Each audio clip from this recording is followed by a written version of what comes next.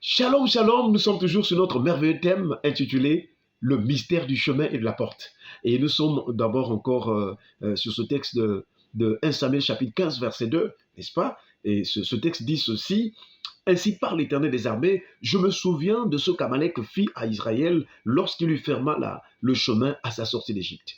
Voilà, nous avons déjà vu dans l'un des enseignements, nous avons déjà vu que l'Éternel des armées, c'est Dieu qui a fait les cieux, la terre et toute leur armée.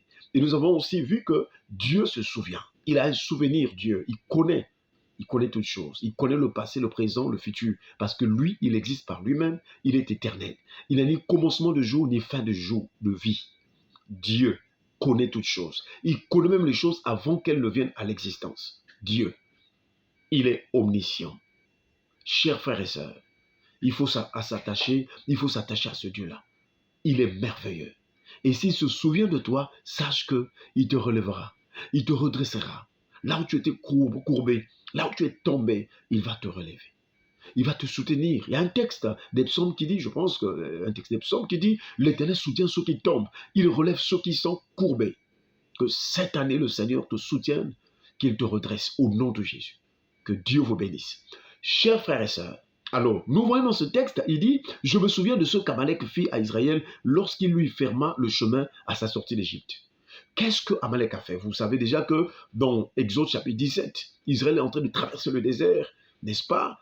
Et Dieu est en train de manifester des miracles, la sortie de l'eau, aussi les nourritures, la manne, le pain, et aussi la viande, et ainsi de suite.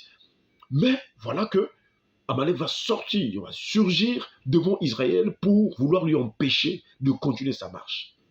Et Amalek vient pour fermer le chemin. Je ne sais pas dans ta vie s'il y a des blocages. Je ne sais pas dans ta vie si aussi tu es en train de vivre vraiment des blocus. Tu fais telle chose, ça ne marche pas. Amalek s'est levé contre toi pour te fermer le chemin. Non, chers frères et sœurs, tu ne dois pas te laisser faire. Car lorsque Amalek est venu pour combattre Israël, alors quelque chose s'est passé dans le camp d'Israël. Il y a deux personnes remarquables. D'une part, Moïse est allé sur la montagne et d'autre part, Josué est descendu dans le champ de bataille pour combattre. Et donc, la montée de Moïse, ou encore Moïse sur la montagne, signifie aussi l'état de prière. Ça signifie aussi la condition de prière. Je ne sais pas quels sont les blocages que tu traverses. Dieu veut te voir en prière. Il veut que tu lèves ta main parce que, oui, la main ici, c'est l'image d'implorer l'Éternel, d'appeler le secours de Dieu, d'invoquer Dieu. Car la Bible déclare, lorsque les mains de Moïse étaient élevées, Israël était le plus fort. Chers frères et sœurs, implore Dieu, invoque Dieu, quelle que soit ta situation, il interviendra si du moins tu l'invoques de tout ton cœur. Vous vous souvenez de Bartimée dans Marc chapitre 10, si j'ai bonne mémoire, Marc chapitre 10, à partir du verset 46 jusqu'au verset 51, l'histoire de Bartimée. Il était un mendiant aveugle, il ne voyait pas, il était aussi mendiant. Et la foule était là pour toucher Jésus. Chacun voulait vraiment voir la solution à son problème. Mais ce mendiant aveugle, quoique sa situation soit aussi une situation de détresse, une situation misérable.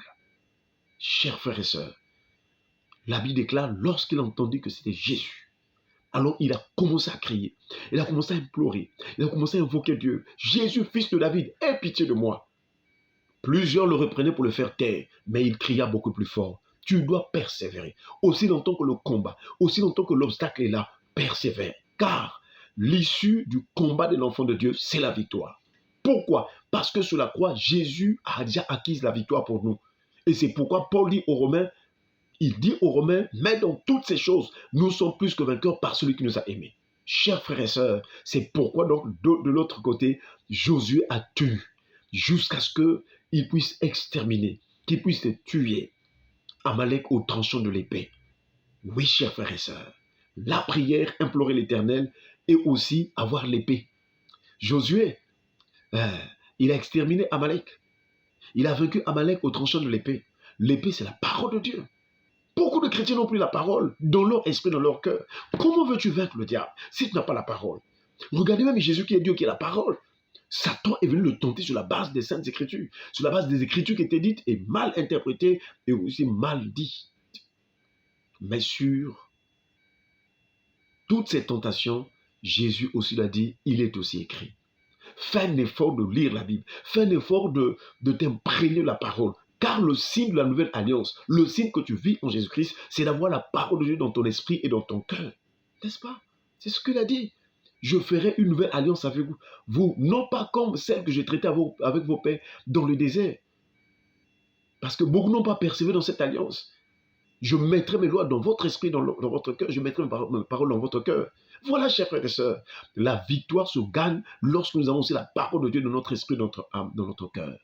Pourquoi? Parce que la parole de Dieu est une arme spirituelle. Et c'est ce que Paul dit aux Éphésiens, Éphésiens chapitre 6, je crois le verset 17, c'est bon mémoire. Il dit, prenez aussi le casque du salut et l'épée de l'esprit qui est la parole de Dieu. Si tu as la prière, si tu as la parole, la victoire est garantie. Que Dieu vous bénisse.